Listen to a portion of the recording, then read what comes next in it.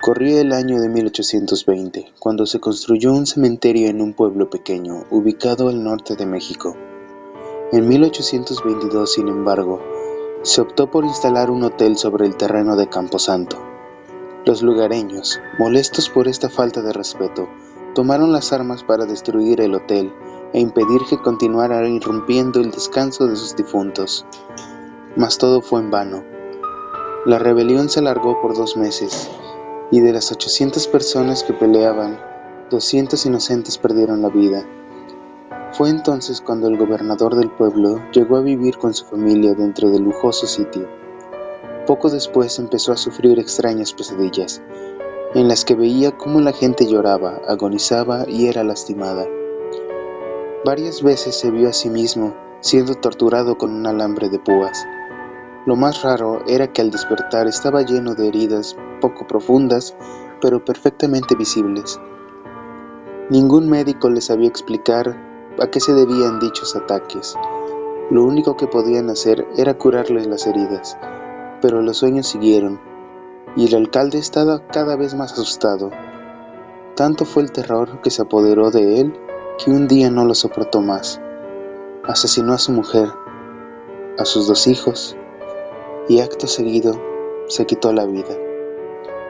Fueron sus guardaespaldas quienes encontraron el cuerpo inerte en su habitación, colgado desde una viga del techo con una soga. Tenía la camiseta desgarrada y los cortes en su piel estaban en carne viva. Aún más grotesco que antes, en las habitaciones hallaron a su esposa, degollada como un animal, y a sus hijas apuñaladas. Pero lo más escalofriante fue la nota que el gobernador dejó en su oficina, un mensaje en el que había escrito lo siguiente: no quería hacerlo, ellos me han obligado. Al día siguiente se desató un incendio en el hotel que prácticamente lo redujo a cenizas. De las 20 personas que conformaban el personal, solo 2 sobrevivieron del siniestro, con terribles secuelas mentales. Afirmaban que habían visto cuerpos desconocidos sin rostro y siluetas oscuras bailando entre las llamas del fuego. Tan un solo par de días después de haber declarado ante la policía, ambos murieron, y los doctores descubrieron una sorpresa, que les había aparecido enormes heridas en la espalda. Desde entonces, son pocos los que se atreven a acercarse al hotel en ruinas cuando se hace de noche. La gente del pueblo cuenta que, en el interior de la única habitación que quedó en pie, a veces se ve el cuerpo de un hombre colgado, así como 2 niñas que ríen y juegan, y una mujer arrodillada en el suelo que no para de llorar. Los lugareños también han oído los sollozos de las niñas y su madre, gritos tenebrosos y cadenas que se arrastran por el suelo. Se cuenta que cada persona que ha tratado de ir a investigar es hallada muerta a los 2 días, con heridas en la piel y los pulmones perforados. Existen cosas que van más allá de nuestra lógica, ocasionando que muchas personas se tomen como una broma todo hecho que no pertenezca al mundo que somos capaces de ver y escuchar.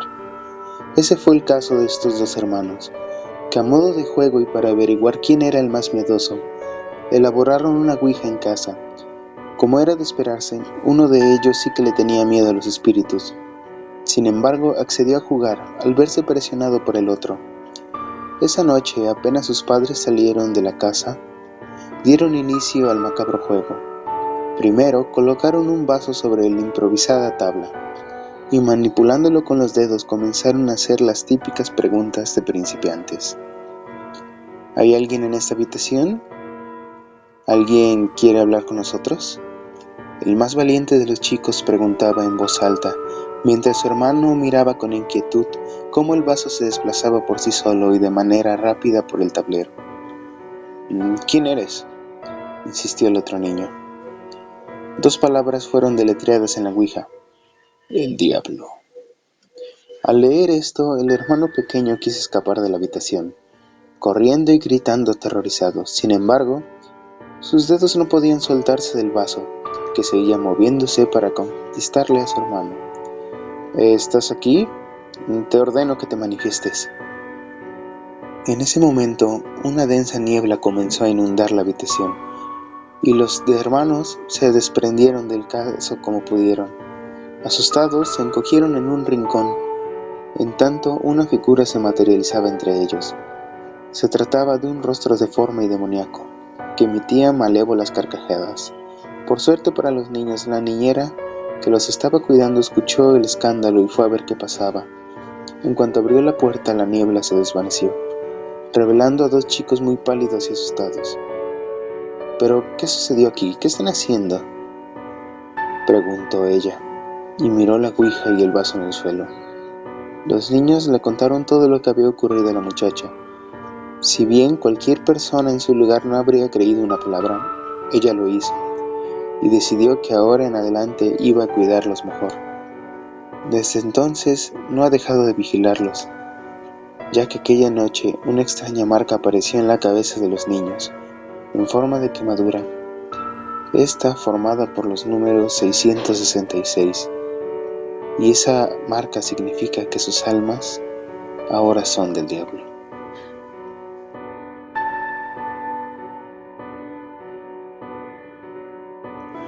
Esa es una historia extraña que todavía no logro comprender, y en la que he pensado mucho últimamente, puesto que ya casi es Navidad. Hace poco más de 4 años me fui a vivir con mi hermana Eileen, quien es 2 años mayor que yo. Ella compró un apartamento en junio del 2010. Al año siguiente, en diciembre, recibió una tarjeta de Navidad que iba dirigida a una persona llamada Ida. No le dimos demasiada importancia, puesto que pensamos que se trataba de la persona que vivía allí antes que nosotros. Pero había un detalle extraño con la tarjeta. Estaba firmada con un nombre masculino y enseguida habían escrito el nombre de una ciudad. Esta ciudad en particular es conocida por albergar un instituto mental para criminales desquiciados.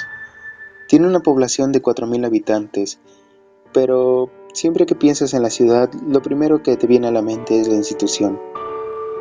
Lo dejamos pasar pensando que la persona que vivía en el apartamento antes no le había dado su nueva dirección a quien envió la tarjeta.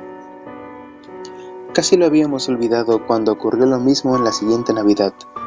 Firmaba el mismo remitente y se leía el mismo receptor que el año anterior.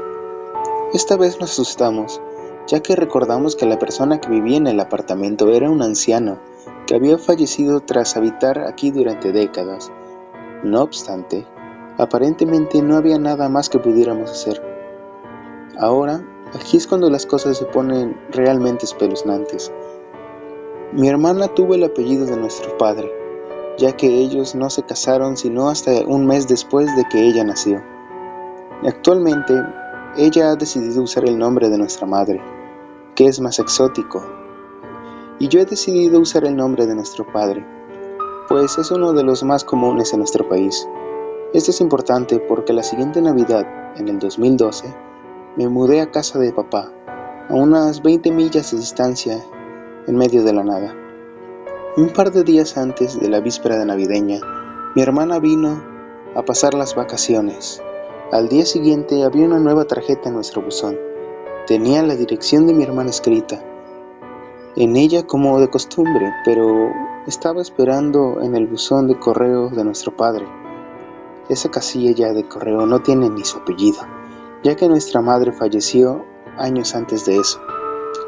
La tarjeta no pudo haber llegado ahí por correo, ya que no hay conexión entre ambas direcciones. Aún así, tenía estampados los sellos que demostraban que había sido enviada por correo. La única explicación que se me ocurre es que quien haya enviado la tarjeta debe haberla recogido por mi hermana al darse cuenta de que no estaba en casa, y luego de alguna manera, tal vez por medio de Facebook, descubrió dónde estaba. También existe la posibilidad de que esas tarjetas sean para mí. Hasta hoy no hemos descubierto de dónde vienen todas esas tarjetas, y en serio, ya estoy asustado.